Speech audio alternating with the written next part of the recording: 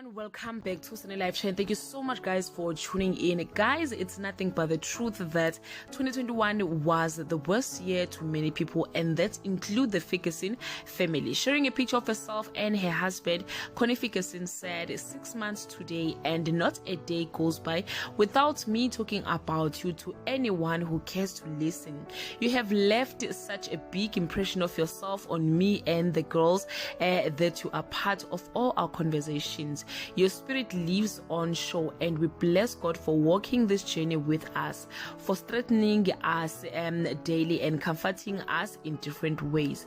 For the earthly angels who have been supportive of me and my family physically and in prayer. For the strangers who have been praying for our healing and well-being. It is well, my love.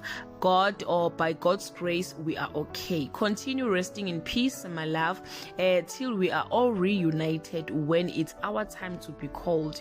I love you forever. Hashtag King Show. Hashtag Show. The show goes on. Guys, he may be gone, but he will never be forgotten.